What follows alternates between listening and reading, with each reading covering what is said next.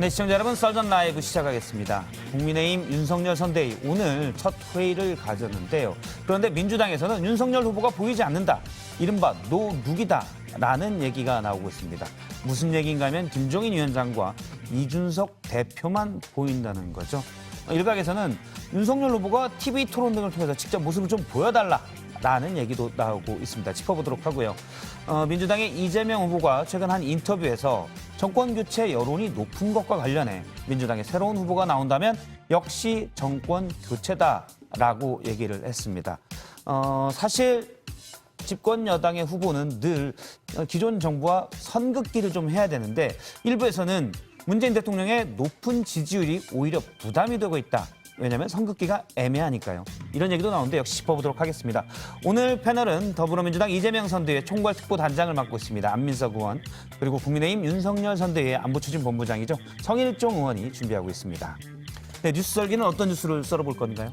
네, 말씀하신 것처럼 국민의힘 오늘 중앙선대위 첫 다 모여서 회의를 열었는데요. 여기서 불협화음도 필요하다라는 말이 좀 나왔습니다.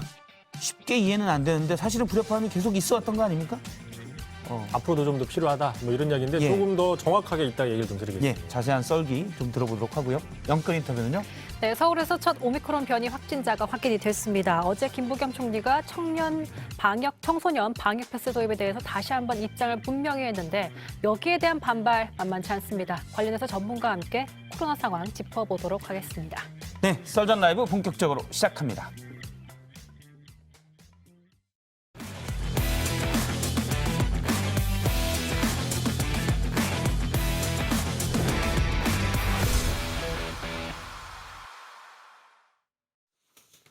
네, 오늘 패널 더불어민주당 이재명 선대위의 총괄특보단장을 맡고 있는 안민석 의원, 그리고 국민의힘 윤석열 선대위 안보정책추진본부장입니다. 성일종 의원이 나오셨습니다. 안녕하세요. 네, 안녕하십니까. 반갑습니다. 예, 뭐 여야 대선 후보와 가까우신 분들이니까 오늘 뭐 좋은 토크를 부탁을 드리고요. 먼저 저희가 이제 윤석열 선대위, 윤석열 후보 얘기, 뭐 이재명 후보 얘기 이렇게 구성이 보통 되는데 사실 저희 입장에서는 둘 다 좋은 얘기는 아닙니다. 예. 같이 얘기를 나눠보도록 하고요. 썰전 라이브 첫 주제부터 보도록 하겠습니다. 첫 주제는 윤석열 선대위 얘기인데요. 윤석열 소문자 S 노룩으로 잡았습니다. 물음표가 있어요. 예. 소문자 S가 뭔지는 저희가 조금 이따가 말씀드리도록 하고요. 예, 뭐냐면 윤석열 후보가 보이지 않는다라고 합니다. 사실은 무슨 뭐 거리에 가거나 또 지난번 부산 서면에서의 빨간 후드티를 입은 모습들은 윤석열 후보가 쉽게 보이는데 민주당에서 윤석열 후보지만 윤 후보의 정책이나 메시지는 안 보이고 다른 사람 메시지와 정책만 보인다는 얘기입니다. 어떻게 일단 성일종 의원님은 생각하십니까? 대선을 한 팀이 정당이 만들어가는 거예요. 지금 윤석열 후보가 안 보인다라고 민주당이 공격을 하는데 우리 안 의원님 나오셨지만 예. 민주당에는 김종인 같이 훌륭한 전략가나 정말 미래를 보는 통찰력이 있는 큰 지도자가 없으신 겁니다. 예. 2030을 대변할 수 있는 우리 이준석 대표 같은 이러한 자원이 윤석열 양쪽에서 바치고 있잖아요. 예. 골고루 함께 역할을 해서 그 나라를 세력이 만드는 거고 그에 대한 주역은 한 사람이 되는 건데 민주당엔 이게 없는 거지. 거꾸로 얘기를 하니까 윤석열 후보가 없다 얘기를 하는데 왜 없습니까? 윤석열 후보 충분히 지금 받고 있고 앞으로 더 받게 될 텐데 이러한 좋은 자원이 민주당에 거꾸로 없는 것이죠. 예. 이미 그 예견이 됐던 거고요. 지난 주말에 김종인, 이준석 그리고 윤석열 예. 한 팀이 되었을 때 저는 이제 두 가지를 생각했습니다. 이게 이제 원팀이 되었구나 예. 하는 측면에서 봤고요. 또 한편으로는 앞으로 선대위가 선거가 이준석과 김종인의 선거가 되겠구나. 고스트 선대위가 되겠구나. 후보자는 보이지 않고 김종인의 그리고 이준석의 얼굴이 그들의 이야기가 선대위를 지배하는 그런 고스트 선대위가 되겠구나라고 예상을 했었는데 그 예상이 지금 현실화되고 있는 과정이고요. 앞으로도 후보자가 실력이 없으면은 대중들에게 또 TV 토론할 때 계속 이렇게 피하게 되는 게 후보자의 속성이거든요. 예. 그러한 이제 고스트 선대의 모습과 노룩의 그런 선대의 모습, 윤석열의 모습을 앞으로 90일 동안 보게 될 거라고 예상이 됩니다. 이제 그게 우리 민주당이 프레임을 잡고 있는 우리 진영의 두터운 아주 그 20대의 상징성과 노년층의 상징성. 그러니까 청, 장, 노가 함께 연합돼 있는 연합함대거든요. 정말 강팀입니다. 아니 축구에서 할 때 스타 플레이어 혼자 합니까? 뒤에는 저 백을 보고 있는 수비수도 있고 미들필더도 있고 스트라이커도 있잖아요. 저희 구성이 그렇게 좋은 겁니다. 그런데 이거에 대해서 지금 양쪽에 두 사람 때문에 한 사람이 안 보인다? 그렇지 않습니다. 언론은 앞으로 다 중심을 받아야 될 분을 이렇게 할 거로 보여지고요. 또 그 토론이 뭐 약하다 이런 얘기를 하는데 국민들께서 예선을 하는 과정이 12번의 토론하는 걸 다 지켜보셨습니다. 그리고 정치권에 4개월밖에 안 됐거든요. 들어오신 지가. 이제 5개월 돼가지요. 그렇지만 그 토론도 회를 거듭하면서 좋아지는 모습을 봤지 절대로 토론에 약하지 않습니다. 이재명 후보 같은 경우에는 개인기가 뛰어난 후보이기 때문에 팀 플레이가 그다지 부각되지는 않을 거예요. 반면에 윤석열 후보는 준비가 안 된 개인기가 부족한 후보이기 때문에 이준석과 김종인이라는 하나의 포장지가 필요한 그런 그 후보가 아닌가 저는 그렇게 생각되는데요. 그 포장지를 뜯으면 볼수록 후보자의 민낯이 드러나는 것을 두려워하지 않겠습니까? 그러니까 후보자는 앞으로 계속 대중들에게 자기의 메시지를 전하는 것을 꺼려하게 될 것입니다. 그것을 부정할 수가 없을 거예요. 지금 당장에 토론회를 계속 기피를 하고 있는 듯 인상을 주는데요. 그러면 이제 이 말에 대한 이제 팩트 체크를 하기 위해 가지고는 앞으로 윤석열 후보가 토론회에 적극적으로 나서서 본인의 컨텐츠와 본인의 실력, 본인의 정책을, 비전을 국민들에게 자주 이야기를 할 수 있다 그러면은 추후라도 제가 성일종 의원님이 하신 말씀에 대해 가지고 제가 그때 제가 판단을 잘못했다. 그렇게 제가 말씀드리겠습니다. 일단 토론회는 나오실 용의가 있으신가요? 그러면요. 선관위 주최 토론 3회 말고 그러면요. 추가로 나오실. 아니 민주당 의원들이 지금 모든 이 동일한 얘기를 하고 있어요. 예. 그러면서 우리 후보가 관훈 토론이라든지 방송 기자 클럽에서 초청하는 것도 피한다 그랬는데 피한 적이 없습니다. 예. 저희가 지금 내부 정비하느라고 거기에 나갈 시간이 없었고요. 언제든지 나갈 거라는 것을 분명히 말씀을 드리고 토론은 지금 1대1 토론으로 테이블이 제일 딱 최적은 토론으로 저희가 근데 세팅했는데 혹시 여기 나오실 용의가? 토론 제가 말씀을 드릴게요. 그것부터 좀 저희 크게 급해서. 자, 제가 말씀을 좀 예. 드릴게요. 후보의 경쟁력이 있고 당의 경쟁력이 있습니다. 당이 예. 싸우는 겁니다. 그렇기 때문에 당의 대표 주자로서 나가는데 후보의 경쟁력에 있어서는 저는 이미 끝났다고 생각을 해요. 이재명 후보가 갖고 있는 각종 의혹과 변호사가 되면서부터 살았었던 삶의 이력들은 이게 입으로 담기조차 어려워요. 쌍욕에서부터 너무도 많은 것들이 많잖아요. 우리 후보 결함 없습니다. 오로지 공직에서 오래 있었어요. 그렇기 때문에 저는 후보 경쟁력에서는 이미 국민들께서 판단을 정확하게 하실 거라고 보여지고 그럼 이게 당의 경쟁력인데 이 당의 경쟁력도 지금 민주당 같은 경우보다는 저희가 20대와 아까 말씀드린 김종인 비대위원장 같은 청장노가 연결하는 정말 드림팀이 만들어졌기 때문에 저는 당 시스템 전체가 움직여가는 이 대응에서는 결코 뒤지지 않고 앞서 있다고 자부합니다. 그 대선은 미래를 국민들이 선택하는 것이거든요. 예. 총선은 과거에 대한 평가고 정권 심판적인 성격이 강한데 대선은 미래를 국민들이 선택을 하고 판단하는 것인데요. 저는 오늘 나머지 토론도 그렇고 이후에 90일 남은 대선 기간 동안에 과거에 집착하는 네거티브 선거를 하지 않았으면 좋겠어요. 국민들에게 정책과 비전을 통해서 국민들이 선택하고 심판받을 수 있도록 하는 그런 90일 레이스가 됐으면 좋겠는데 제가 볼 때는 윤석열 후보 측은 네거티브 선거로 가려고 할 것입니다. 왜냐하면은 준비가 안 됐거든요. 실력이 부족하거든요. 그러니까 이 선거를 진흙탕 선거로 만들어서 끊임없이 대장동으로 이 선거를 끝까지 가려고 할 것입니다. 그리고 그 이재명 후보자의 몇몇의 리스크에 대한 이야기를 끊임없이 가려고 할 것인데요. 근데 사실 이재명 후보의 리스크는 이미 다 나올 거 다 나왔어요. 예. 형수 욕설이라든지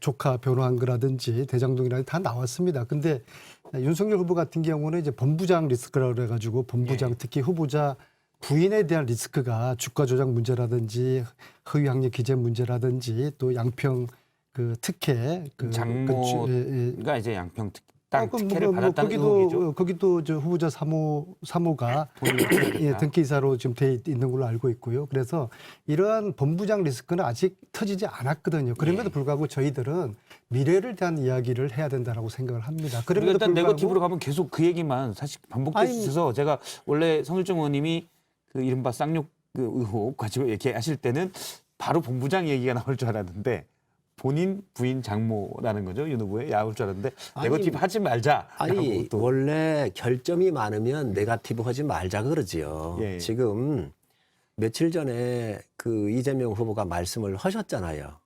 비천한 집안에서 태어났기 때문에 뒤지면 더러운 게 많이 나온다. 예. 이재명 지사 20대의 변호사가 되신 분입니다. 그 당시에 변호사는 영감 소리 들었어요. 정말 숫자가 적었기 때문에 어디 가나 존경받는 직장이었고 또 성남시장이 됐어요.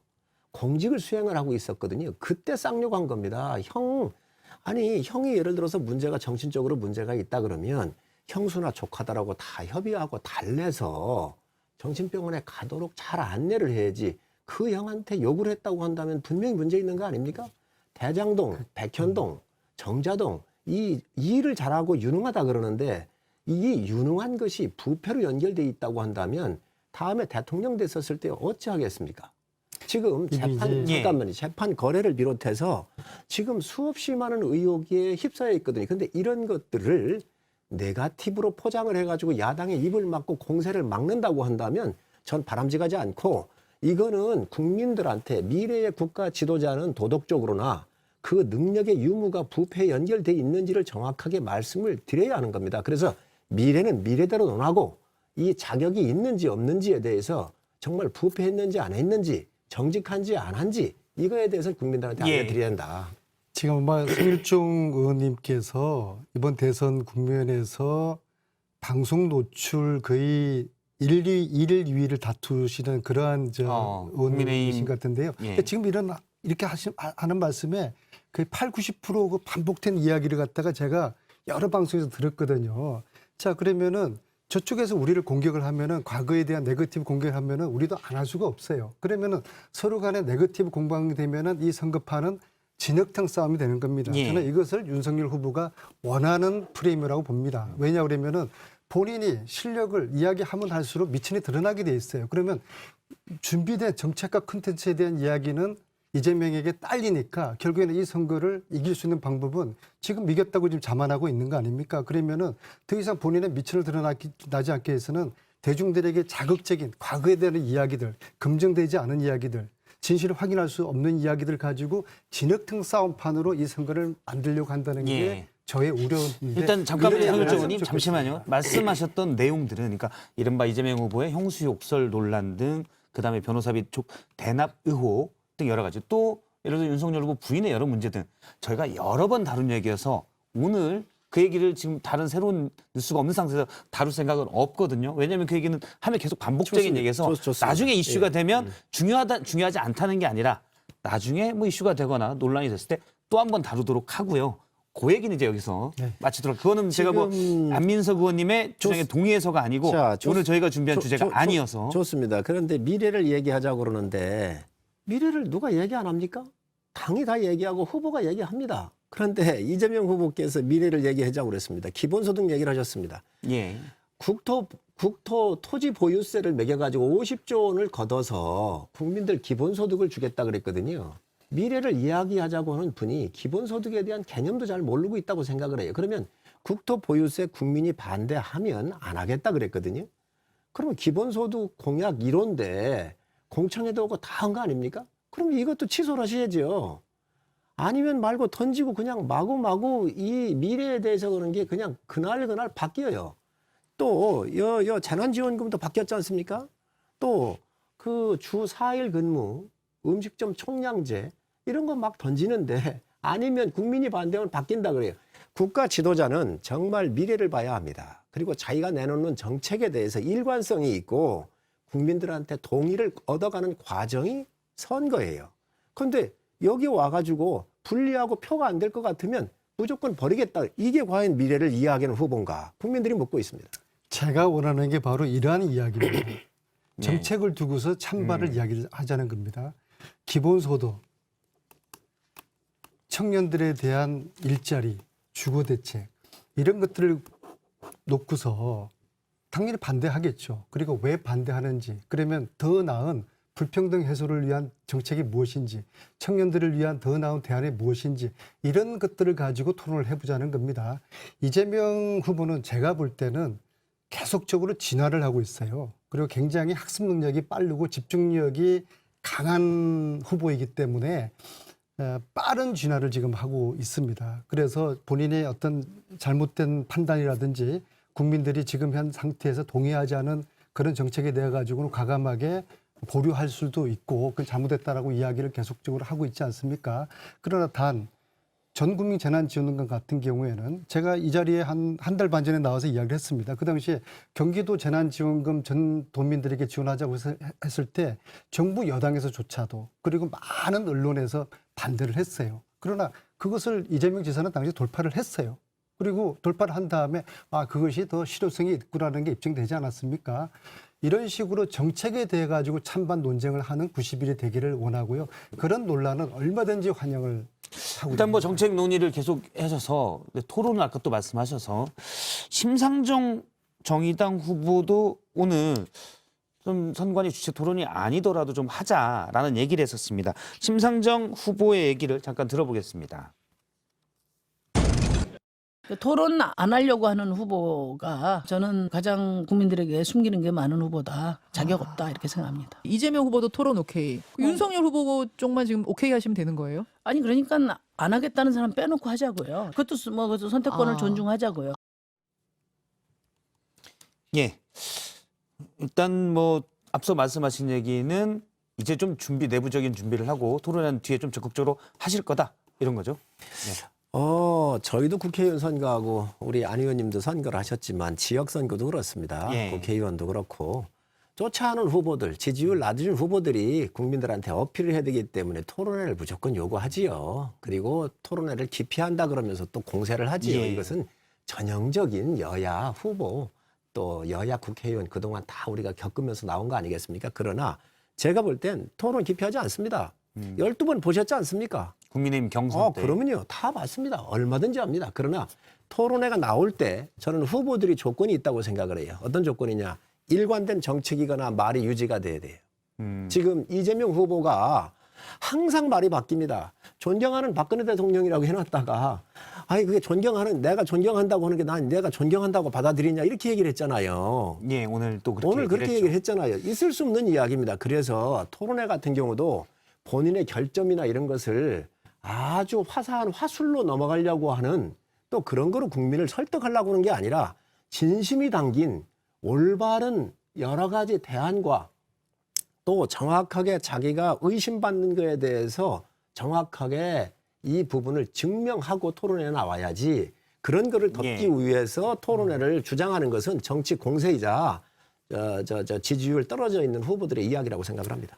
심상정 후보님께서 윤석열 빼고 토론회 하자, 뭐 오죽했으면 그랬겠습니까만은 그것은 않고 없는 찐빵이고요. 그래도 그 1, 2위 박빙을 다투는 후보 없이 토론하는 그것은 뭐 현실적으로 가능하지 않고요. 바람직하지도 않고요. 이재명 후보 쪽에서도 심상정 후보 주장대로 윤석열 후보가 안 하겠다면 빼고 하자 나머지 후보들끼리 그거는 이재명 후보 쪽에서 그건 우리도 못 봤지. 네, 그건 상식이 아니죠.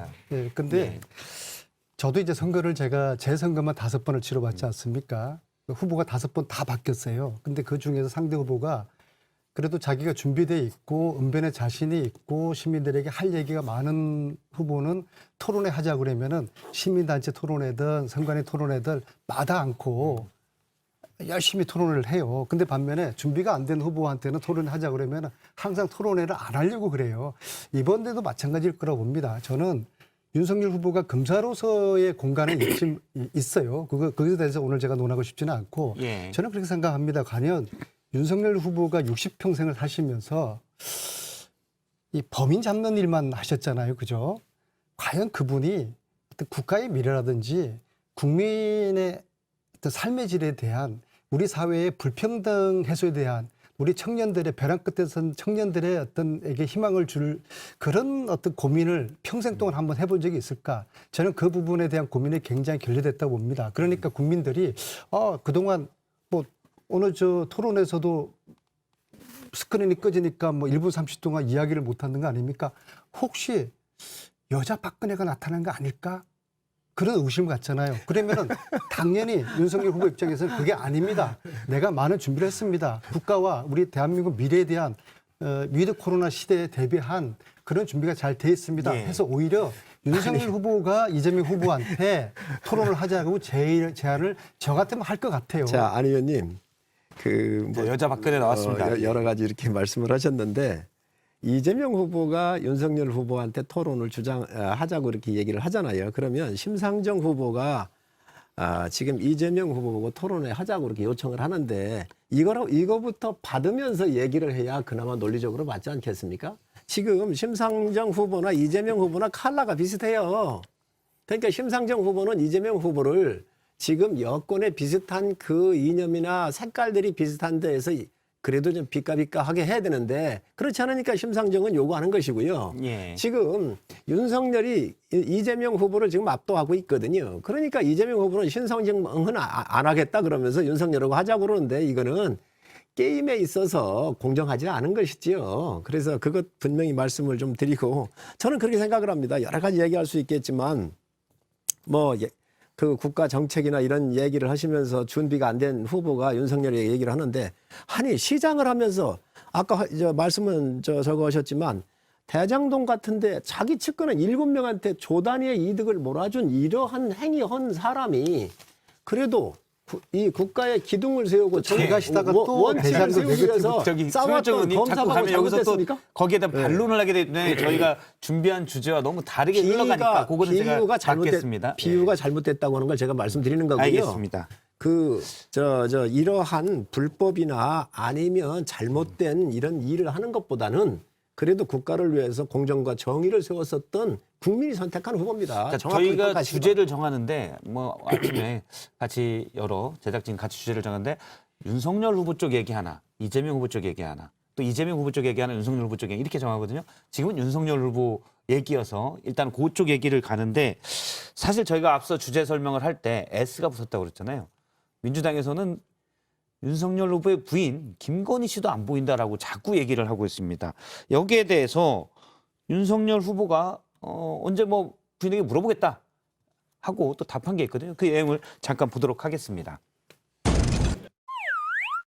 후보님 배우자이신 김건희 씨는 언제 이제 공개 행사를 하시는지 관심이 많은데요. 제가 오늘 집에 가서 제 처에게 한번 물어보겠습니다.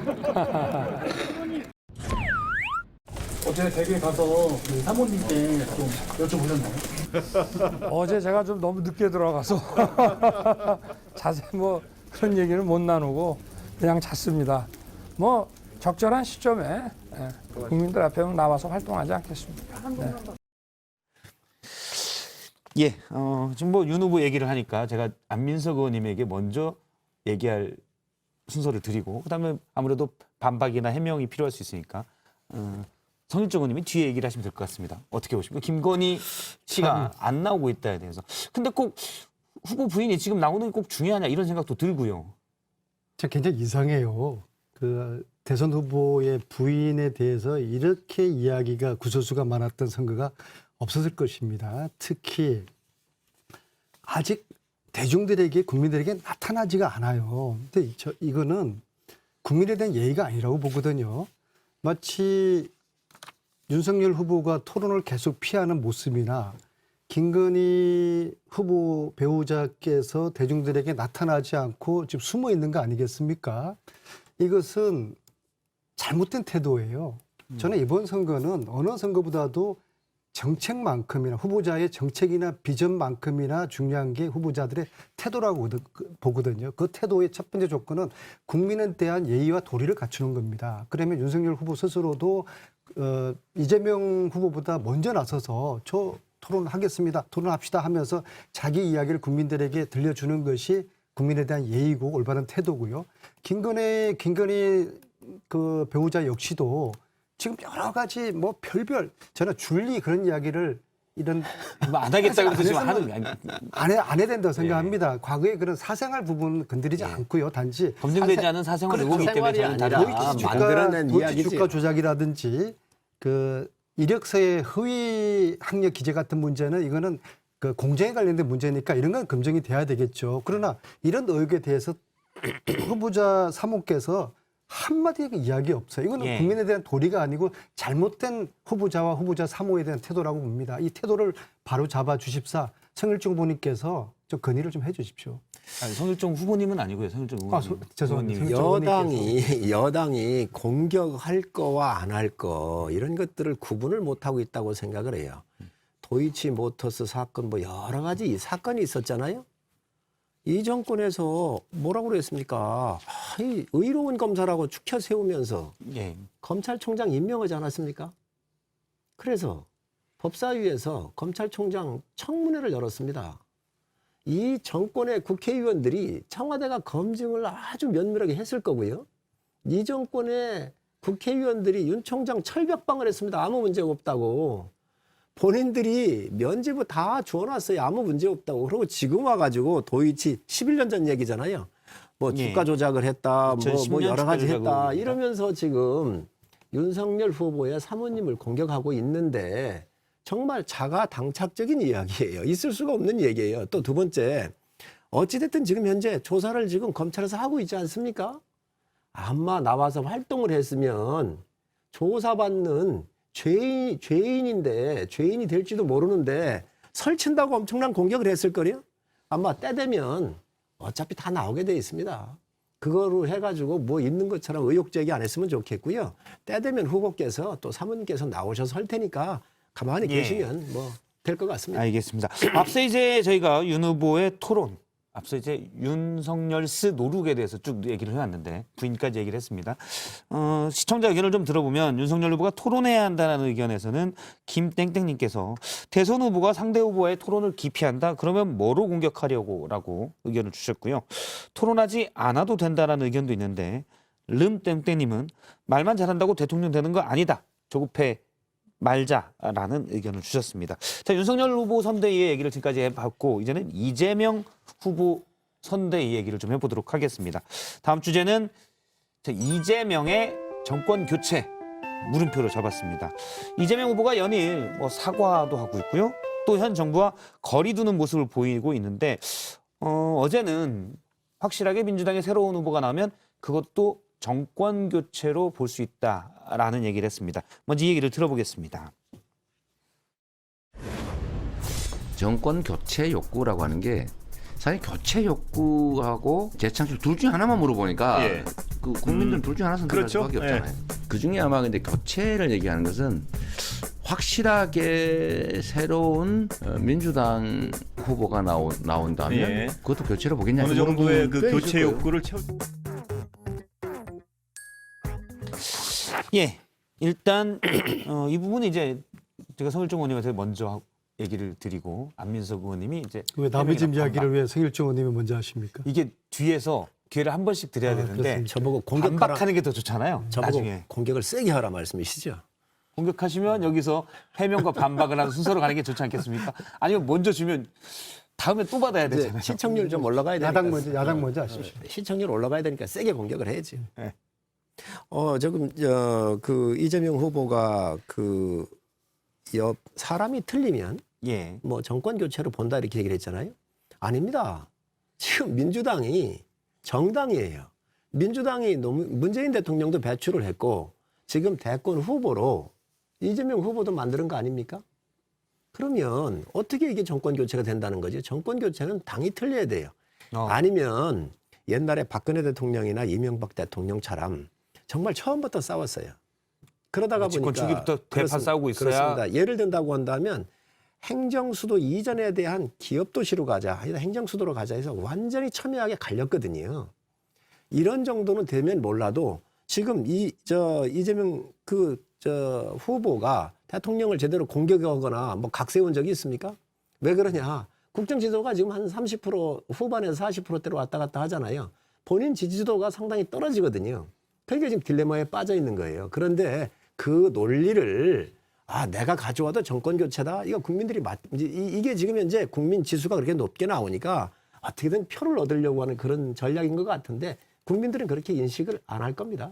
이번 대선의 승자는 예. 과연 어느 후보가 이 대전환 이 코로나 위기 시대에 적절한 리더십을 발휘할 수 있는 대통령감이냐 그걸로 국민들이 판단하실 거라고 저는 보는데요. 예. 따라서 정권 연장이냐 정권 교체냐 연장이냐 그거는 이번 선거에 저는 본진이 아닐 거라고 봅니다. 지금 코로나 시대에 국민들의 삶이 얼마나 지금 어려워졌습니까? 예. 어떤 후보가 이 국민들에게 새로운 비전을 줄 수 있는 새로운 나라를 만들 것인가? 또 갈수록 특히 코로나를 그치면서 이 양극화 문제가 더 심각하지 않았습니까? 누가 이 문제를 해결할 것인가? 그리고 청년들의 삶이 너무나 팍팍한 거거든요. 그들에게 좌절된 그리고 분노하는 청년들에게 누가 희망의 메시지 줄 것이냐? 이것으로 결국에는 국민들의 선택을 하게 될 것인데요. 그거와 아울러 저는 그래서 이 두 후보 간의 치열한 정책 토론이 앞으로 90일 동안 이루어지는 것이 국민들에 대한 도리라고 보고요. 그러나 또 다른 관전 포인트는 실수하지 않는 후보가 이기게 될 겁니다. 90일 동안에 실수를 덜 하는 후보. 저도 이재명 후보에게 실수를 하면 안 된다.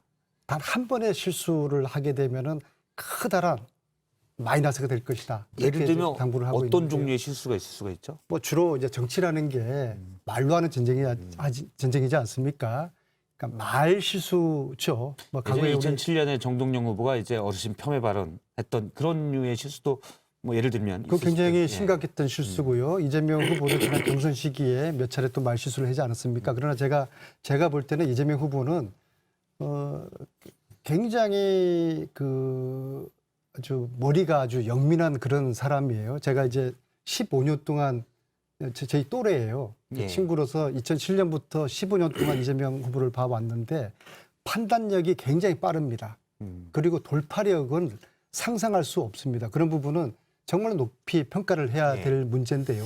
그러한 이재명이 보여줄 앞으로 90일 동안의 대한민국의 새로운 미래와 정책, 비전 이것을 보고 국민들이 많은 관심을 가지고 선택을 할 거라고 저는 보고 있습니다. 결국에 실력의 문제입니다. 우리 안 의원님 말씀하셨는데 머리 좋은 거 맞습니다.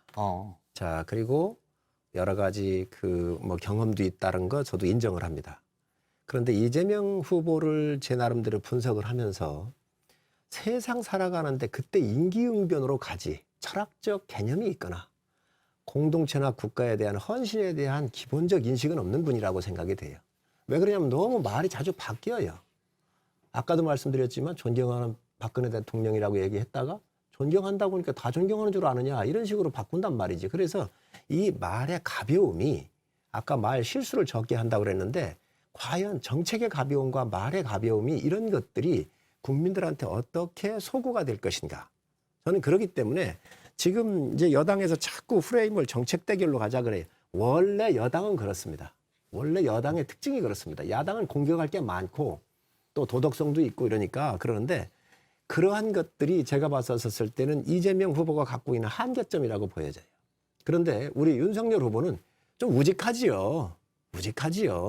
이 정권의 갖은 탄압 속에서도 꿋꿋하게 정말로 버티면서 사람이나 조직에 충성하지 않는다고 하는 분 아닙니까? 그래서 국민한테 충성한 거란 말이죠. 그래서 국민들이 그걸 인정을 했기 때문에 후보로 세웠는데 하여튼 뭐 안 의원님 얘기하시는 정책 대결이든 뭐든 뭐 좋습니다. 이재명 후보는 영민하고 윤석열 후보는 이 대목에서 제가 꼭 이재명을 위한 변명 한번 하겠습니다. 지금 성일정 후보께서 이재명 후보에 대한 적평가를 말씀하셨는데 이것은 저는 또 다른 관점에서 볼 때 이재명은 지금 진화하고 있다. 이재명은 지난 11년 동안 성남시장 8년, 경기도지사 4년을 하면서 4년 가까이 하면서 지역의 로컬에 머무르는 그런 행정가로서 활동을 했고 성과도 냈지 않습니까?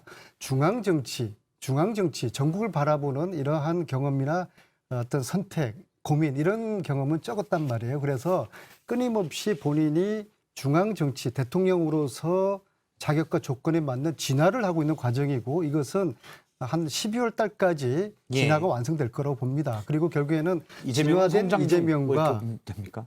이 진화된 이재명 후보와 자만하는 윤석열 후보 토론도 피해 다니고 프레임이죠. 토론도 하지 않는 프레임이죠. 진화와 자만 그런 프레임 하에서 이제 새해에 그런 본 게임이 시작됐습니다. 안민석 의원님이 진화라고 얘기해 주셨는데 일단 이재명 후보가 과거와 확연히 달라진 모습 하나가 이른바 조국 사태에 대한 평가죠.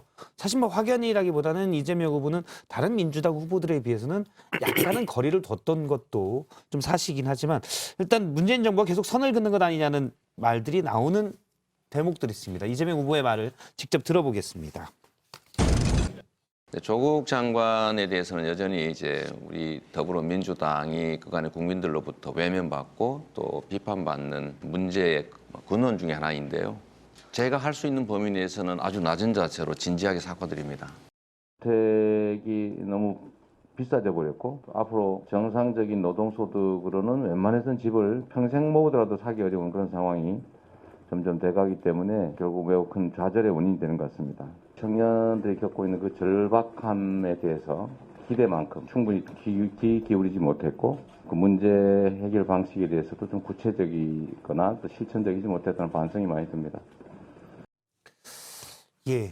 아무래도 이제 앞서 말씀하신 대로 문재인 대통령의 지지율이 좀 높기 때문에 어떤 일반적으로는 사실 정권 말기에 정권 교체 여론은 좀 더 높기 마련이고 하다 보니 좀 고민은 있을 것 같아요. 그래서 약간 어정쩡한 선긋기 뭐 이렇게 좀 계속 된다는 느낌도 있고요. 제가 볼 때는 이재명 후보가 갖고 있는 변신, 참 변신이 빠르지요.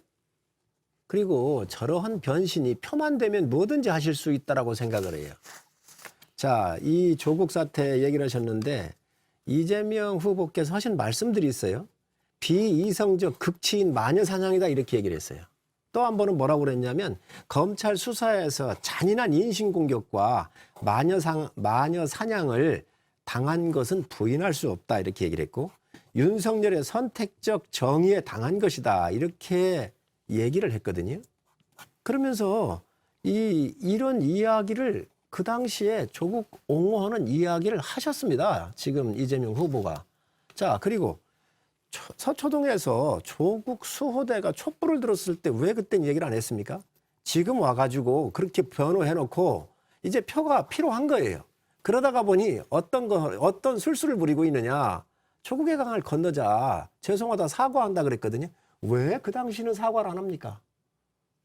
대권 후보에 있었는데 대권 후보로 지금 그 당시 이름이 다 오르내리고 대한민국의 공정과 정의가 무너지고 상식이 무너졌거든요. 그래서 국민들이 분노를 하고 있는데 그에 대해서 사회적인 국가적인 자산인 무형의 자산인 이 공정 상식이 무너지고 있었을 때 아무 얘기를 안 하고 이제 표가 그리워지니까 와가지고 이 말을 뒤집고 사과를 한다. 국민들이 맞겠습니다. 이래서 이게 이재명 후보의 가벼움입니다. 예. 말씀 다 하신 거죠? 네. 제가 오늘 이제 성일종 의원님 말씀을 들으면서 느낀 게 딱 한 가지가 있어요. 이재명의 진화를 두려워하고 있구나. 그 두려움을 느낀 나머지 이 진화를 변신이라고 꼼수라고 그렇게 보고 있구나. 그런 겁니다. 링컨이 그런 이야기를 합니다.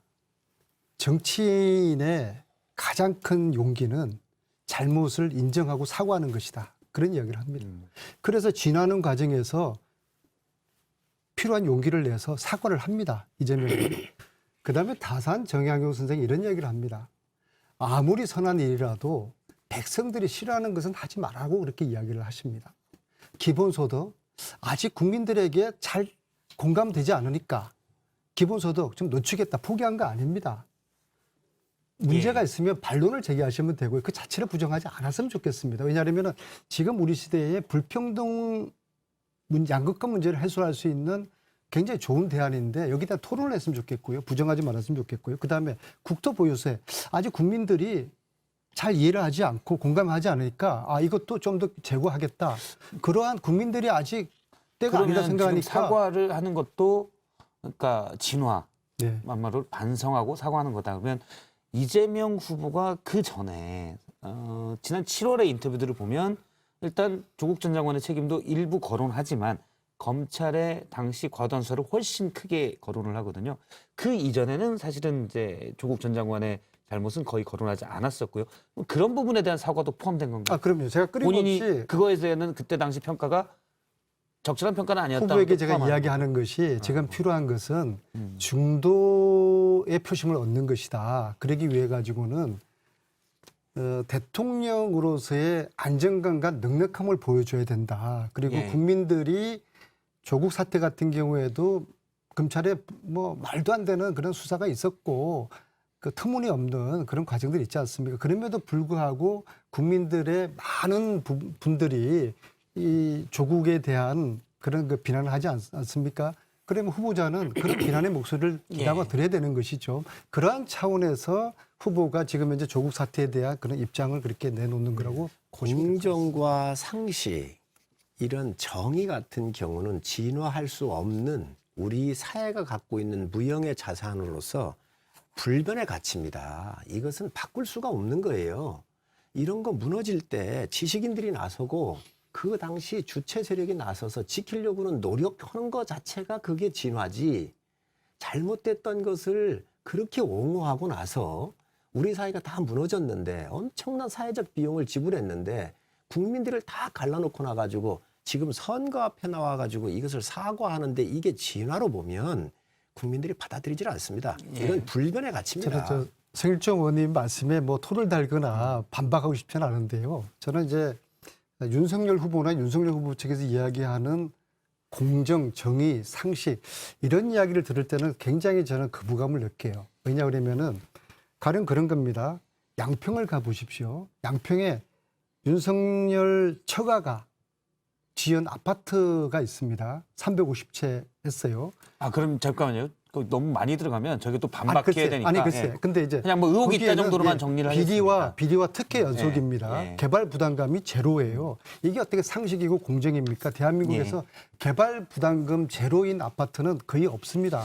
이것을 어떻게 후보가 본인이 공정하고 상식적이고 정의롭다고 이야기를 하겠습니까? 도이치모터스 주가 사건도 마찬가지고요. 예. 부인은 학력을 이력서에 제가 교육위원이에요. 제가 제 눈으로 한 대여섯 건을 확인했습니다. 그렇게 가면 이제 대장동 또 나오고 이제 욕설 나오고 그러니까 그런 끝이 없어요. 하십시오. 그런 부분은 저희 나중에 유튜브로 해서 한 4시간 계속 제가 해도 양평을 하겠습니다. 몇 차례 다녀오고 네. 김건희 씨의 이력서를 봤는데 후보자께서 예. 본인이 정의롭고 공정하고 상식이 있다라고 이야기하는 거는 제가 듣기에는 동의할 수 없고 상당히 거북스럽습니다. 좋습니다. 요거 제가 알겠습니다. 잠깐만 하겠습니다. 개발 부담금 같은 경우는 시에서 계산하는 방식이 있어요. 그냥 하는 게 아니에요. 국가에서 정해져 있는 계산 방식대로 넣는 거예요. 그 문제가 있으면 그 시에 가서 공무원들한테 물어보시면 되고요. 지금 이 후보 부인 뭐 여러 가지 의혹하는데 아까도 말씀드렸지만 이 정권에 청문회 할 때 다 걸렀다니까요. 걸르지 않았으면 이 정권이 무능한 거예요. 이 정권에서 다 검증하고 저 민주당 의원들이 아무 문제 없다고 그렇게 변호해놓고 지금 와가지고 이 국민의힘에 우리 당의 후보가 되니까 이것을 또 뒤집어낸다고는 것은 예. 정말로 자기 모순입니다. 알겠습니다. 그러면은 대통령과 저희들에게 배반을 하지 않았어야 되죠. 네. 누가 배반을 했습니까? 국민한테 충성을 했지. 그렇게 그러면요. 보십니까? 예를 들어서 상식과 정의가 무너지는데 그렇다고 대통령한테 그 잘못된 행위를 갖다가 보호하는 것이 과연 충성입니까? 지금 그러면 김호수 검찰이 대통령한테 충성하고 있고 그 던져버린 휴대폰도 찾지를 않고 압수수색할 때 시장실도 압수수색을 안 했는데 이런 것들이 충성입니까? 저는 그렇게 보지 않습니다. 2011년도에 부산저축은행 봐주기 수사 의혹을 들여다보면서요. 예. 윤석열의 정의라는 것은 선택적 정의라는 것을 저는 확신을 하고 있고요. 그렇게 하면 안 되는 것이죠. 알겠습니다. 그다음에 저희가 다른 의혹들로 가버리면 사실 여러분 다 다른 의혹이거든요. 반복성이 돼서. 제 말씀의 예. 요지는 저는 앞으로 90일 동안 윤석열 후보가 가지고 있는 정의와 공정과 상식에 이 가면이 벗겨질 거라고 보고 저희들은 예. 그것을 국민들에게 검증을 해야 알겠습니다. 되니까 그 후보자 실체를 검증을 해야 되니까 그것은 저희들이 국민에 대한 도리로 열심히 하려고 네, 합니다. 두 분의 공정과 상식에 대해서 얘기는 다 어느 정도 들었고요. 아니, 요거 하나는 제가 아니, 그러면 또 반박을 들어야 돼요. 그러면 저희가 준비한 걸 못 가니까 두 분 뭐 대장동과 무슨 부산저축은행 계속 가는데 저희가 이건 상당히 나중에 불공정한데. 얘기를 했습니다. 아닙니다. 진짜 처음에 불공정한데. 이재명 후보 측 얘기는 제가 국민의힘에 먼저 말씀 기회를 드리고 민주당 쪽에 반박 기회를 드리고 국민들이 다 순서를 그렇게 알고 했거든요. 계시니까 좋습니다. 네. 그렇게 했으니까 그거는 양해를 해주시고 윤석열 후보 쪽 얘기는 민주당 쪽에서 먼저 얘기하고 국민의힘 쪽에서 나중에 반박하는 순서로 이렇게 하도록 하겠습니다. 자, 그럼 오늘 정치권에서 나온 말들을 강정 아나운서가 정리했는데요. 강정 아나운서의 썰픽입니다. 네, 오늘은 또 어떤 말들이 정치권에서 나왔을까요? 먼저 3위입니다.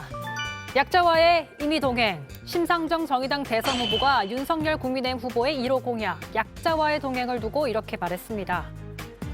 약자와의 동행, 서민 경제를 제1호 공약으로 내세웠는데 왜 웃으세요? 강자와의 라고 동행이면 말씀하세요. 몰라도 약자와의 동행이라고 하니까 주 120시간으로 약자를 임의 동행하려고 하는 거 아닌가 이런 느낌이 좀 들었습니다.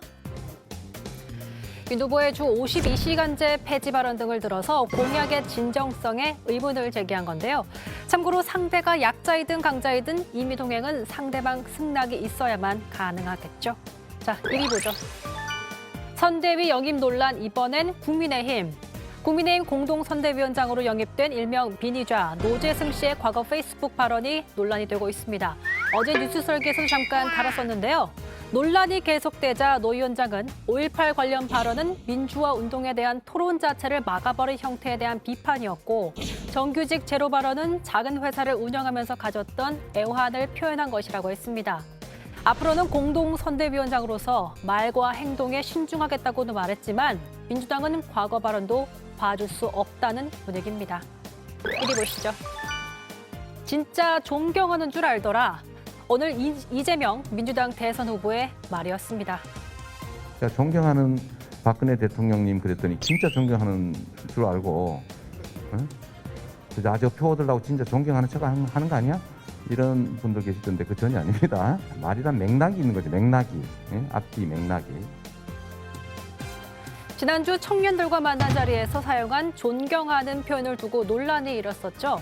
오늘 이 후보 그게 그 뜻이 아니라며 다시 한번 정면 반박했습니다. 여러분이 픽한 오늘의 썰 무엇인가요? 예, 강정 아나운서가 3가지 썰을 준비해왔습니다. 먼저 성일종 의원님이 하나 픽하셔서 촌철살인을 좀 더해주시면. 진짜 존경하는 줄 알더라. 예, 이재명 후보의 존경하는 최근 박근혜 발언이죠. 대통령이 이렇게 얘기를 했더니 진짜 존경하는 줄 알더라고 하면서 존경하지 않는다는 마음을 이렇게 표했잖아요. 예. 표만 되면 뭐든지 할 수 있는 거예요. 그래서 이재명 후보의 이 이중성을 그대로 이게 국민들한테 알려준 아주 하나의 단어 아니었나 싶습니다. 근데 저희도 어제 이 주제를 잠깐 다루는데 사실 이재명 후보가 전직 대통령인 박근혜 씨를 이렇게 존경했을 것 같지는 않은데요. 저도 존경 안 할 거로 생각합니다. 그런데 네. 표를 받아야 되니까 성 의원님은 존경하세요? 중도로 가야 되니까 중도로 가야 되니까 네. 그냥 존경하는 박근혜 대통령이 이렇게 얘기하신 것이지요. 그러다가 예. 보니 이게 이제 지지자들로부터의 비난을 받은 거 아니겠습니까? 그러다 보니 이 후보자의 이중성을 나타내는 것이죠. 뭐 그 질문을 존경할 주셨는데, 수는 없죠.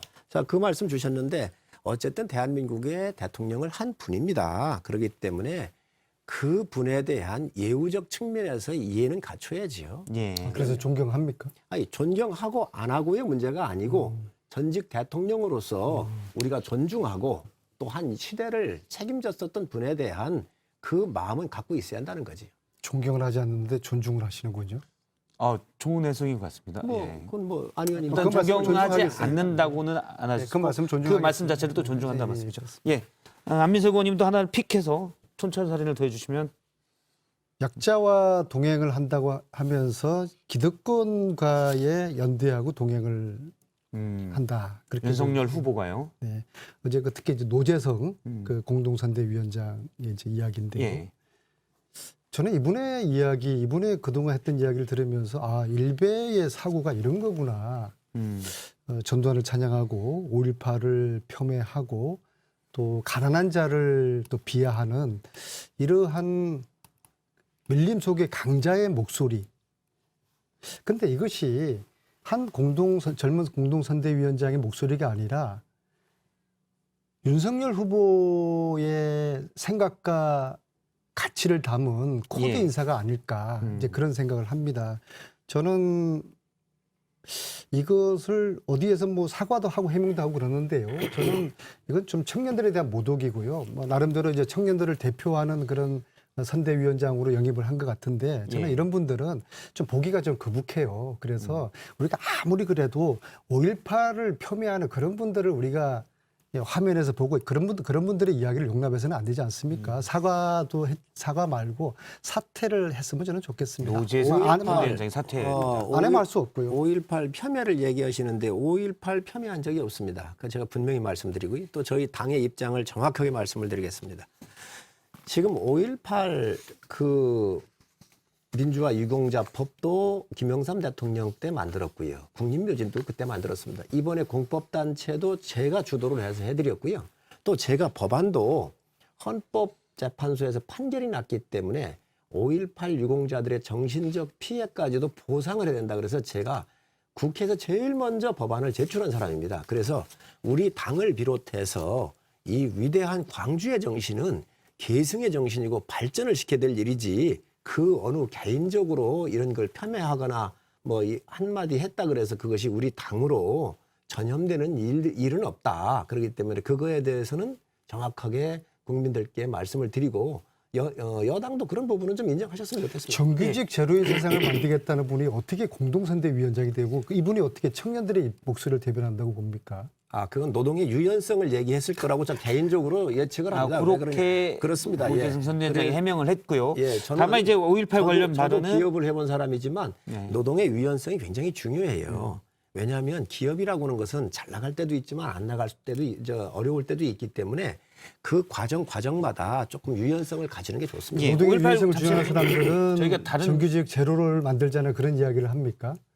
저는 제가 볼 때 이분은 이 시대에 일단 맞지 않는 5.18 분이에요. 관련 발언은 당시 페이스북에 노재상 선대위에 썼던 거는 그게 성역이 되냐, 그러니까 역사왜곡 특별법 관련돼서 토론조차 막아버리는 운동, 뭘 감추고 싶길래 요 정도 표현이었는데 당시 공유한 유튜버가 노재상 선대위원장이 공유했던 유튜브가 약간 극우적 관점에서 들어가 있는 5.18 민주화운동을 폄훼하는 관점의 내용이 조금 담겼다. 가 이제 정리됐습니다. 근데 왜 영상을 삭제했을까요? 예. 그 영상에 그러니까 공유했던 영상에 그런 부분이 있다라는 게 팩트여서 저희가 확인된 팩트를 말씀드리고요. 그럼 이제 그분은 그대로 가는 겁니까? 네. 공동선대위원장으로? 지금 거기에 큰 문제가 있나요, 지금? 그래요? 알겠습니다. 그럼 마지막 주제로 그런 것들이 있으면 여당에서 문제 제기하십시오. 또 뭐 걸르는 것도 여당의 목이고 여당에서 이제 조동원 같은 선대위원장이 이렇게 낙마를 했는데 또 그게 야당의 목이었으니까 여당에서 저는 뭐 그런 문제 제기할 수 있다고 봐요. 그런 분이 그대로 화면에 비치는 거는 저희로는 뭐 그닥 나쁘지는 않습니다. 나쁘지 않다는 말씀이시죠? 그러면 공격하시지 말고. 그러면 다음 주제는 이제 고등학생들이 이번 대선에는 등장을 하고 있습니다. 그 부분을 잠깐 보도록 하겠습니다. 네 번째 주제는 강지영 아나운서의 얘기로 들어보겠습니다. 네, 오늘 토론 정말 뜨겁습니다. 지난 2019년 개정된 공직선거법에 따라 만 18세 고3 학생들도 투표가 가능해졌습니다. 그래서인지 정치권에서 이들을 전면에 내세우는 모습입니다.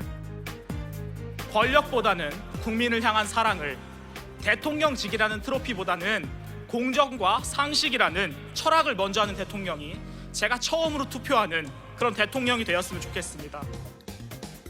김민규 군은 앞서 당 대변인 토론 배틀 8강에 오르기도 했었죠. 이준석 대표는 김군이 민주당 고3 남진희 공동선대위원장보다 우월하다며 지켜세우기도 했습니다. 그러자 이탄희 민주당 의원은 젠더 갈라치기를 넘어 이제는 고3도 갈라치는 거냐며 비판했습니다. 여기에 이 대표의 반응은요? 민주당에게 이렇게 말씀드리겠습니다. 따라올 테면 따라와 보십시오. 따라오려고 하면은 아마 다리 찢어지는 상황도 생길 겁니다. 젊은 세대의 정치 참여를 두고 벌어진 논쟁. 정작 다른 고3 학생들은 어떻게 생각하고 있을까요? 마지막 주제는 민주 고3, 국힘 고3으로 잡았습니다. 저희가 뭐 판넬을 청년이란 뭔가에 대해서 준비를 했는데 하나씩만 좀 써주시겠습니까?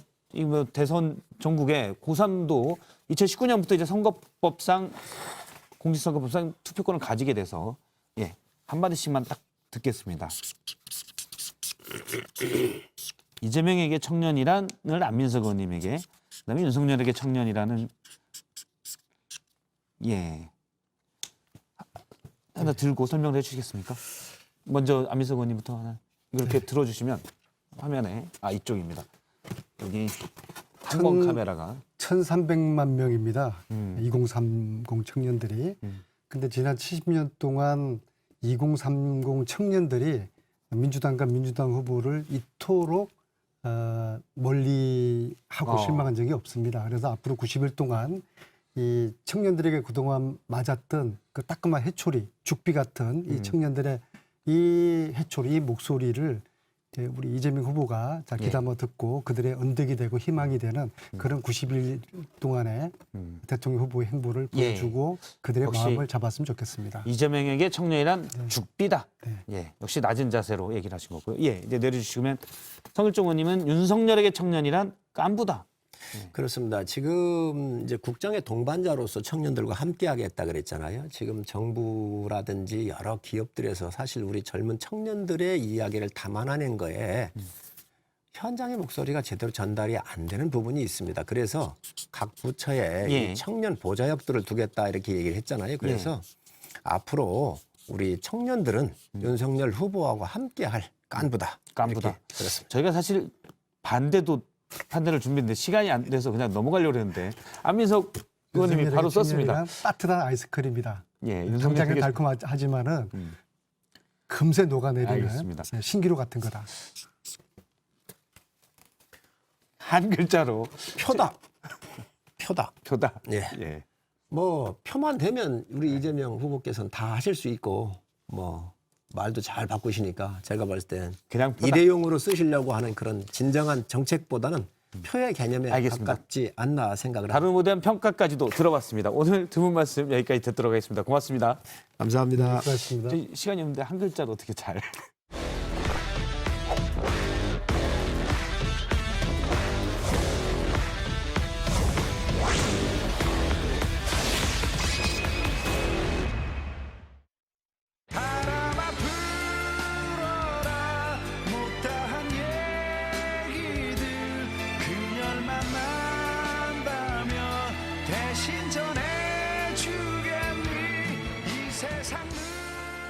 네, 이상대의 뉴스 설계 바로 한번 시작해 보도록 하죠. 네, 오늘 준비한 자료 바로 이겁니다.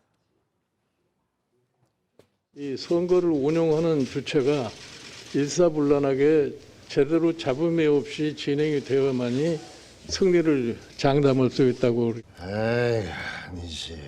그건 아니지. 에? 아니, 뭔 산수가 그래요. 자, 불협화음도 필요해. 네, 오늘 제목은 불협화음도 필요해인데 아침에 이제 국민의힘 중앙선대위 회의가 열렸습니다. 김종인 총괄선대위원장이 처음 꺼낸 건 단합, 원팀 정신이었는데 왜 그랬을까요? 그러니까 이제 지난 한 달간이었죠. 김 위원장 영입 문제를 가지고 싸웠죠. 또 이준석 대표의 이른바 패싱, 이른바 당무 거부 사태 이런 것들 내부 갈등으로 거의 한 달의 시간을 허비했다라는 분석이 나오니까 자, 이제부터는 국힘, 국민의힘만 잘하면 된다. 자, 그러기 위해서는 일사불란하게 단합을 하자라는 이제 그 필요성을 강조한 겁니다. 김종인 위원장 이렇게 얘기를 했어요. 정권 교체 열망이 높기 때문에 우리 후보랑 우리 선대위만 별다른 큰 실수하지 않고 잘하면 승리할 수 있다. 이렇게 얘기를 한 거죠. 별다른 큰 실수만 하지 않으면 승리할 수 있다. 근데 제목에서는 불협화음도 필요하다. 이건 또 누구 얘기입니까, 그러면? 네, 앞서 그 전에 어제 그 출범식 앞서서 그 썰전 토크에서 봤지만 이 김군의 그 연설이 화제가 됐어요. 잠깐 다시 한번 들어보겠습니다. 이번 항해의 여정에서 우리의 컨셉은 불협화음이어야 합니다. 우리 국민의힘의 발자취는 항상 불협화음이었습니다. 이제 우리는 새로운 불협화음을 준비해야 합니다. 그들과는 다르게 국민들께 감동을 드릴 수 있는 새로운 작품을 만들어야 합니다. 자, 윤 후보 오늘 아침 회의에서 바로 김종인 위원장 옆자리에 앉았었는데 바로 옆자리에 앉아서 어제 화제가 됐던 이 연설에 감명을 받았다고 얘기를 했어요. 다시 얘기하면은 우리 컨셉은 불협화음이다라는 그 주장에 힘을 실어준 걸로 볼 수가 있는 거죠. 실제로 어제였습니다. 어제 윤 후보는 직접 자신의 SNS에 이견, 다른 의견이 있다라는 거는 정치가 존재하고 다른 의견이 있으면 그게 자연스러운 것으로 받아들일 때 정치는 성립할 수 있다라고 이야기를 한 적도 있습니다. 참고로 그 이 김군에 대해서는 향후에 후보 메시지 팀의 기용키로 했다라고도 밝혔습니다. 그만큼 마음에 들었다는 거겠죠. 자, 정리를 해보면 김종인 위원장은 단합해서 일사불란하게 실수하지 말자 이렇게 움직이자 했는데 윤 후보는 이제 불협화음도 다양한 의견으로 보고 이견을 수용해서 가보자 이런 얘기를 한 거네요. 결이 조금씩 다릅니다. 그렇습니다. 좀 결이 달라 보이는 게 왜 그러냐? 자, 두 사람이 선거를 대하는 태도의 차이에서 온다라고 분석을 해볼 수 있는 거죠. 자, 먼저 김종인 위원장 그동안 언론에서 분석했던 그 별명들을 좀 많이 보시면 자, 러시아 짜르 뭐 이런 식의 표현들이 있었고요. 킹메이커다 또는 뭐 단독자. 혼자 움직이는 단독자 또는 상왕이다. 왕보다 더 위에 있다. 자, 보신 것처럼 대부분이 다 강력한 중앙 집권식의 어떤 그 권력을 가지고 일사불란하게 움직이는 그런 체제를 선호하는 거죠. 발언도 상당히 직설적이잖아요. 네. 특히 이제 이 김종인 위원장 같은 경우에는 나를 중심으로 중앙 집권화되고 나를 중심으로 단합을 해야 된다. 다른 사람을 중심으로 단합하는 게 아니라 나를 중심으로 해야 된다. 자, 이런 특징을 갖고 있는 거예요. 자, 그러다 보니까 그 선대위 합류 문제를 놓고 그동안 좀 불편한 관계였던 김병준 상임선대위원장 어제 선대위원 그 출범식에 보시면은 둘이 같이 앉아서 상당히 좀 대면대면한 모습을 보여줬다라는 게 지금 그 많이 기사에 나왔었죠. 네. 자, 오늘도 김병준 위원장이 발언을 한 뒤에 다른 사람들은 다 박수를 쳤지만 김종인 위원장은 혼자 박수를 안 쳤다. 뭐 이런 기사도 있습니다. 그러니까 어쨌든 이런 분위기를 좀 읽어보자면 김 위원장의 입장은 자기 중심으로 단합해서 선거를 치러야 하고 이 기조에 반하는 사람은 어쨌든 원팀 기조이고 상황, 뭐 단독적인 그런 이미지가 있기 때문에 다른 사람을 용납할 수 없다. 거기엔 후보도 예외일 수 없다. 그래서 이런 해석들이 나오고 있는 거겠죠. 그러다 보니까 다시 한번 오늘 김종인 위원장 발언을 보시면 자 보십시오. 자 우리 후보를 비롯해 우리 선대위만 별다른 큰 실수를 하지 않으면 승리할 수 있다라는 얘기는 한마디로 자 내가 하라는 대로만 해라. 이렇게 해석이 될 수 있는 거죠. 자 반면에 윤석열 후보 같은 경우에는 다른 의견이 있어도 조율하면 되는 거다. 그 조율 누가 하느냐? 바로 후보가 한다. 내가 한다. 자, 그렇기 때문에 양측의 갈등이 앞으로 잠재적인 그 가능성이 있다라는 전망도 나오고 있고요. 자, 말 나온 게 김종인 위원장의 그 경제 철학을 가지고도 앞으로 좀 갈등이 될 수도 있다라는 분석이 있어요. 오늘 이런 얘기를 했어요. 자, 맹목적으로 시장을 믿는 사람은 정서적인 불구자 좀 세죠. 자, 어제도 이런 얘기 했어요. 경제에 큰 상식 없는 사람들이 시장 경제 맹신하고 자유주의 맹신한다. 혹시 누구를 비판하는지 아십니까? 아무래도 밀턴 프리드먼, 뭐 정부가 좀 개입해야 된다. 이런 걸 주장하는 김병준 상임선대위원장을 비판한다는 분석들도 나오더라고요. 네, 그런 분석 많이 있죠. 지금 김병준 선대위원장 같은 경우에는 그 국가의 개입을 최소화하고 자유를 좀 강조한다 이런 얘기가 나오고 있는데 반면에 이제 김종인 위원장 같은 경우에는 국가의 개입을 강조하고 있고 김병준 선대위원장 같은 경우에는 자유주의와 시장 그렇죠. 자유를 좀 더 방점을 찍는 그렇기 때문에 경제를 보는 관점이 좀 다릅니다. 그렇죠. 김종인 위원장 같은 경우에는 경제 민주화나 국가의 개입 네. 또 이런 것들을 좀 강조하고 있는 복지를 강조하는 모습이죠. 그러니까 오늘도 김종인 위원장이 김병준 위원장을 보고 두 분이 다 김씨라서 이름이 비슷합니다. 직책이. 자, 김종인 위원장이 김병준 상임선대위원장에 그 사람 이야기는 나한테 하지 말아라. 그 사람이 뭔 얘기를 하는지 나는 신경 쓰는 사람이 아니다라고 일축했어요. 그 사람이라는 표현 또 나왔죠. 자, 다만 이제 김병준 위원장 같은 경우에는 그런 비판은 나를 향해서 하는 게 아니라 일반적인 그 경제학의 고전적인 자유주의 그런 자유방임을 주장하는 사람들을 비판했다라고 좀 확전하는 거를 자제를 했어요. 김병준 위원장은. 네. 자, 말 나온 김에 자, 시장 만능 또 강경 보수의 대표적인 경제학자 아까 잠깐 얘기했지만 그 대표적인 사람이 밀턴 프리드먼이라는 유명한 경제학자입니다. 고전 자유주의를 확대 발전시킨 신자유주의의 신봉자로 알려져 있는데 자, 김병준 위원장의 논리대로면 자, 김종인 위원장이 비판했던 사람은 바로 프리드먼의 이론을 신봉하는 그런 사람이겠죠? 그렇겠죠? 네. 네. 자, 그래서 이런 기사를 하나 찾아왔어요. 윤석열 전 검찰총장 주 20시간 대구밀란 이제는 부정식품 발언으로 예전에 난타를 당했는데 자, 밀턴 프리드먼의 선택의 자유에서 나오는 내용이라고 해명을 했습니다. 직접 프리드먼은 극보수 경제학자로서 중도를 노리면서 인용하는 거는 모순이다. 이런 기사가 예전에 있었죠. 자, 지금 뭐 국민의힘 선대위 얘기하고 있는데 이제 뭐 고전 경제학파 나왔습니다. 케인즈 이론학파 뭐 이런 것도 알아야 될 것 같은데 점점 올라가고 있어요. 이런 레벨이. 뭐 그렇습니다. 참고로 뉴스 썰기를 제가 여러 번 몇 달째 하고 있는데 뭐 보시는 것처럼 정치 프레임 이론도 소개를 했었고 또 그다음에 그 세계사도 소개를 했었죠. 뭐 그다음에 신조어들, 국어 그리고 국어 이해 능력 같은 것도 많이 했는데 여기에 이제 경제 철학까지 네. 저희가 소화를 할 수밖에 없어요. 뉴스 썰기에서 해야 될 게 점점 많아지고 여러분들도 배워야 될 게 점점 많아지는데 뉴스 썰기 앞으로 계속해서 그 차이나는 클래스의 버금가는 아주 쉬운 설명으로 해드릴 테니까 계속 봐주시기 바랍니다. 네, 이렇게 깨알 같은 PR도 하셨습니다. 저는 학부 때 경제학을 들었는데 갑자기 케인즈 이런 거 나오니까 그때 생각나고 좀 더 공부해야겠다 이런 생각도 드네요. 자, 두 번째 썰기 바로 보죠. 자, 두 번째 재료 바로 보겠습니다. 저는 김동연 대통령 예비 후보 아바타 윈디입니다. 대통령 후보 최초로 AI 아바타로 탄생되었습니다. 에이, 아니지. 그건 아니지. 에? 자, 너도 나도 AI 부캐, 그 결혼식 꽃이 아니라 부캐, 부캐릭터. 앞에 영상 이건 아니죠 정말. 두 번씩이나 써먹기 있기 없기. 있을 수도 있습니다. 네, 자, 이게 이렇게도 이제 해석이 가능하다는 걸 보여주셨습니다. 아무튼 이제 김동연 후보의 AI를 만나봤는데 이름이 윈디예요. 이제 뭐 대선 AI들의 속속들이 나오고 있는 그런 모습이에요. 그렇습니다. 그 AI, 보통 AI 하면 생각나는 게 사이버 가수 아담, 뭐 이 정도 있죠. 시조새 같은 느낌인데. 자, 오늘 김동연 후보 자신의 AI 윈디라고 했어요. TY는 아마 김동연 후보의 그 이름을 딴 걸로 보여요. 또 AI 대변인이라고 AD도 공개를 했어요. 인재 영입 1호라고 해가지고 공개를 했는데 인간이 아니잖아요. 그럼 인재가 아니라 뭐 기계니까 기재라고 얘기해야 되거나 허구의 인물이니까 허재. 하하하. 네. 뭐 어쨌든 그 어제였습니다. 어제 썰픽 시간에도 이재명 후보나 윤석열 후보도 다 AI를 공개했다고 했거든요. 다시 한번 보고 가시죠. 이재명 후보의 아바타 명탐정 이재보십니다. 합니다. 이재명 청년들을 위한 알잘딱알잘한 정책을 만들겠습니다. 윤석열 후보와 너무 닮아 놀라셨습니까? AI 윤석열은 윤석열 후보가 열어갈 대한민국의 새로운 미래와 도전을 상징합니다.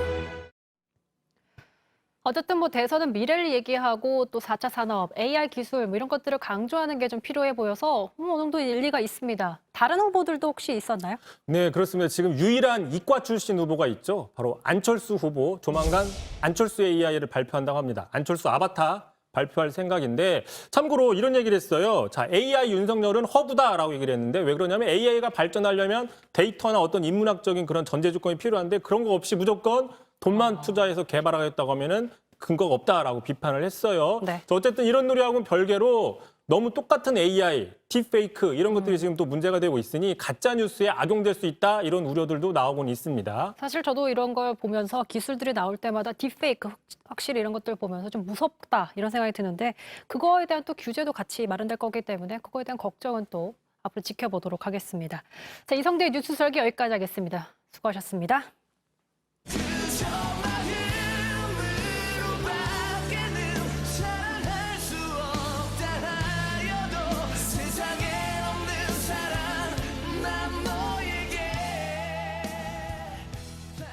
네, 영끌 인터뷰 시간입니다. 코로나 확진자 위중증 환자 수가 매일 최고치를 기록하는 가운데 전파력이 높은 오미크론 변이의 출현으로 정부는 어제부터 사적 모임 인원을 제한하고 방역 패스 대상 시설도 확대 적용하기로 했습니다. 아직 백신을 맞지 않은 미접종자들을 보호하고 접종을 독려하겠다는 취지지만 반발은 만만치 않습니다. 자, 앞서 보시는 것처럼 방역 패스 확대에 반대한다는 고등학생의 국민청원이 30만 명 이상의 동의를 얻기도 했는데요. 관련해서 김경우 교수님 모시고 현재 상황 짚어보도록 하겠습니다. 자, 지난주 첫 오미크론 확진자 나왔고 오늘 0시 기준으로 서울에서도 확진자가 나왔습니다. 근데 이게 들어보니까 진단도 오래 걸리고 역학조사도 거의 불가능하다는 의견도 있더라고요. 이렇게 되면 사실 전국적으로 확산하는 건 시간 문제가 아닐까 이런 생각 들거든요. 어떻게 보세요? 네, 그렇죠. 이제 기정사실인데 그것이 언제 확인될 것이냐. 특히 이제 전국 확산, 그러니까 감염 경로를 모르는 오미크론 감염자가 나오게 되면 이제 이미 지역사회 감염자라고 봐야 될 것 같고요.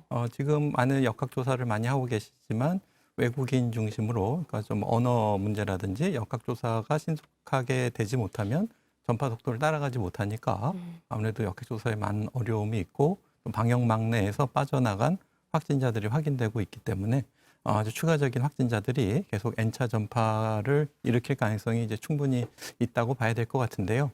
그래서 어느 정도 속도를 가지고 전국으로 확산될 것인가라는 요인들을 따져보게 되면 아무래도 확산에 더 악화되는 요인이 이제 겨울철이라는 거, 그리고 기존의 바이러스보다 전파 속도가 매우 빠르다는 거, 예, 그리고 지금 좀 방역 긴장도가 좀 완화되어 있다는 점. 등이 있는데 또 이제 한 가지 희망을 가져볼 것은 이제 예방 접종이 이 확산을 좀 어느 정도 낮출 수 있을 것인가라는 것을 좀 봐야 될 것 같은데 기존의 백신이 이제 오미크론에 대해서 어느 정도 예방 효과가 있을지는 이제 추가적인 분석이 필요하겠지만 지금 확인된 43명 중에서 지금 백신 완료자는 14명이니까 상대적으로 백신 접종을 안 한 사람들이 더 많이 감염되고 있기 때문에 확실히 기존의 예방 백신이 오미크론 감염 예방에 한 80% 이상의 효과는 있지 않을까 이렇게 좀 희망을 가져볼 수는 있을 것 같은데 그건 조금 더 나중에 좀 데이터가 나와봐야 될 것 같고요. 네. 또 아무래도 또 겨울철 질문이 연말 연시도 조심해야 되겠습니다. 사실 우리나라도 마스크를 쓰고 짧게 대화한 정도였고 또 저 홍콩의 사례를 봐도 접촉하지 않았는데도 불구하고 공기를 통해서 지금 감염됐다는 얘기가 나오고 있잖아요. 이것 때문에 사실 더 확산이 빠르게 되고 있지 않을까. 정말 백신이 맞는다고 해서 이게 해결이 될까? 이런 생각이 들거든요. 일단 감염 전파 위험은 이제 비말 전파 위험 직접 접촉한다든지 또 기존에 우리가 오미크론 나오기 전에도 알파라든지 델타의 감염 사례들을 보게 되면은 멀리 떨어져 있었는데도 뭐 에어컨 바람이라든지 밀폐된 실내 공간에서 카페에 있는 모든 사람들이 감염된다든지 이런 사례들이 있었기 때문에 크게 새로운 부분은 아닌 거죠. 그렇죠.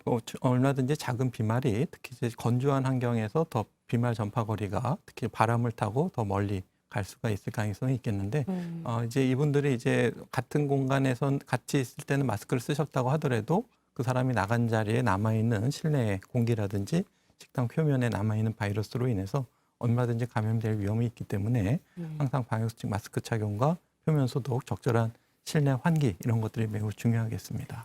자, 사실 이번 정부의 방역 강화 조치를 발표해서 이제 주목받고 있는 게 청소년 방역 패스입니다. 지금 논란도 굉장히 되고 있는데 정리를 해보자면 백신 접종을 하지 않으면 내년 2월부터 학원이나 독서실을 갈 수 없다는 얘기라서 이건 뭐 사실상 강제하는 거 아니냐라는 반발이 이어지고 있습니다. 그럼에도 정부는 예상대로 추진할 것이다라는 입장을 분명히 했는데 전문가로서 어떻게 좀 보세요?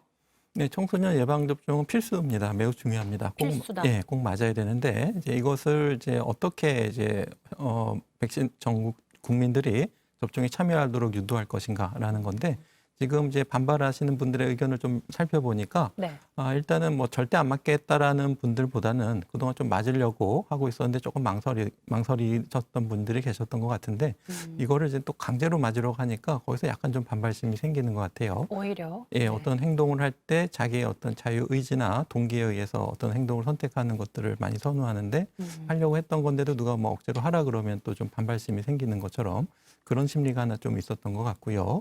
또 하나는 그동안에 이제 정부가 좀 방역 정책을 좀 잘못한 것에 대한 불신, 그러니까 지금 위드 코로나를 하면서 확산세를 높인 것에 대한 어떤 불만이라든지 또 이런 방역 패스를 적용하는 데에서 또 공평하지 않은 부분, 종교시설은 왜 적용하지 않느냐라든지 그런 형평성에 관한 부분들이 있어서 그런 부분들은 조금 우리가 충분히 좀 귀 기울여 드려야 될 것 같고 뭐 시간이 좀 촉박하기 때문에 더 강제적으로 느끼실 수가 있기 때문에 제 생각에는 이제 뭐 2월 1일까지는 그래도 1차라도 맞은 학생들은 좀 어느 정도 허용을 해주고 추가적으로 2차 접종을 맞을 수 있도록 조금 여유 있게 선택할 수 있는 시간을 조금 주는 것이 좋을 것 같고 충분히 백신 접종의 중요성을 그 대신에 강조하는 것이 조금 더 필요할 것 같습니다. 시간을 좀 더 주자. 바로 2월부터 적용하기보다는 1차도 좀 인정해 주면서 조금씩 늘려가는 추세로 가보자. 자, 그러면은 선생님, 지금 안전할까가 많이 우려하고 있는 부분들이잖아요. 학부모님들께서도 실제로 좀 나온 부작용에 대한 데이터들이 있을까요? 네, 지금 뭐 국내 자료만 하더라도 이제 18세 고3 접종 데이터도 있고 또 16에서 17세 같은 경우에는 이제 접종률이 꽤 높기 때문에 지금 알려진 바로는 이상 반응 신고율 같은 경우에도 한 0.25%. 0.25%. 네, 그렇습니다. 그리고 이상 반응 중에서도 98%는 대부분 일반적인 흔히 나타날 수 있는 일시적인 이상 반응이 많기 때문에 조금 위중한 이상 반응, 좀 일상생활이 어려울 정도의 부작용이 나타날 확률은 2만 분의 1 정도라고 봐야 될 것 같고요.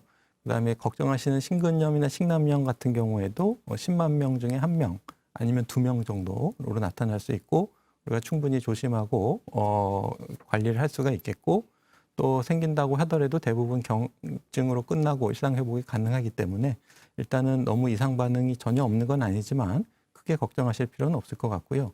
네. 사실은 이제 백신 접종의 효과 같은 경우에도 예방 효과, 중증 예방 효과도 있는데 사실은 앓고 나면은 굉장히 후유증이 오래 갈 수가 있습니다. 피로감이라든지 또 브레인 포그라 그래서 집중하기 어렵고 기억력이 떨어지고 우울감이 생기고 이런 것들이 있기 때문에 오히려 학생들의 학습권을 지켜주기 위해서는 꼭 백신 접종을 맞고 뭐 학교와 학원을 보내는 것이 매우 중요하다고 할 수 있겠습니다. 선생님, 마지막으로 여쭤보고 싶은 게 결과적으로 백신 부작용으로 인한 위중증 사례를 보신 분들과 백신 미접종으로 인해서 위중증으로 가는 사례를 놓고 고민하고 계실 것 같아요. 부스터샷, 뭐 돌파 감염 얘기들을 들리니까 그분들에게 어떤 얘기를 해주고 싶으신지 짧게 부탁드리겠습니다. 네, 지금 백신을 안 맞아서 코로나19에 걸렸을 때의 어떤 위중증, 그러니까 인공호흡기를 끼는 것뿐만 아니라 병원에 입원하는 경우에 우리나라 통계 같은 경우에 18%로 나와 있습니다. 예, 그래서 심하게 앓고 폐렴이라든지 적극적인 병원 치료가 필요하기 때문에 적극적으로 맞으셔야 되고요. 네. 또 학습권, 건강권 모두 다 중요하고 또 본인뿐만 아니라 또래들끼리 사회생활을 하기 위해서는 백신 접종의 이득이 훨씬 크다. 적극적으로 예방접종 하시는 것이 필요하겠습니다. 네, 알겠습니다. 지금까지 김경우 교수님과 얘기 나눠봤습니다. 오늘 인터뷰 고맙습니다. 네, 감사합니다.